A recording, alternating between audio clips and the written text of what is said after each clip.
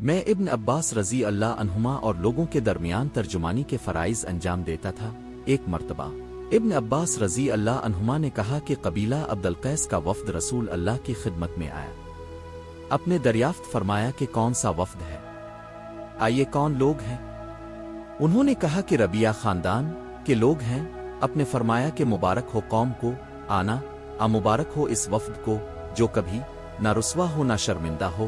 اس کے بعد انہوں نے عرض کیا کہ ہم ایک دور دراز کونے سے آپ کے پاس آئے ہیں اور ہمارے اور آپ کے درمیان کفار مضر کا یہ قبیلہ پڑتا ہے۔ اس کے خوف کی وجہ سے ہم حرمت والے مہینوں کے علاوہ اور ایام میں نہیں آ سکتے، اس لیے ہمیں کوئی ایسی قطعی بات بتلا دیجئے کہ جس کی ہم اپنے پیچھے رہ جانے والے لوگوں کو خبر دے دیں اور اس کی وجہ سے ہم جنت میں داخل ہو سکیں۔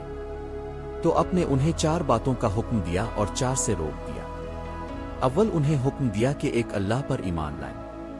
پھر فرمایا کہ کیا تم جانتے ہو کہ ایک اللہ پر ایمان لانے کا کیا مطلب ہے؟ انہوں نے عرض کیا اللہ اور اس کا رسول زیادہ جانتے ہیں۔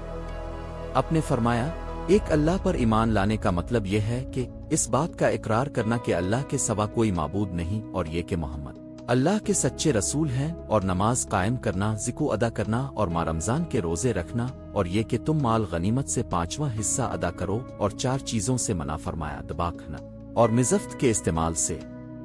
اور چوتھی چیز کے بارے میں شعبہ کہتے ہیں کہ ابو جمرہ بسا اوقات نقیر کہتے تھے اور بسا اوقات مخ۔ اس کے بعد رسول اللہ نے فرمایا کہ ان باتوں کو یاد رکھو اور اپنے پیچھے رہ جانے والوں کو بھی ان کی خبر کر دو۔ ویڈیو کو لائک اور چینل کو سبسکرائب ضرور کریں۔ شکریہ۔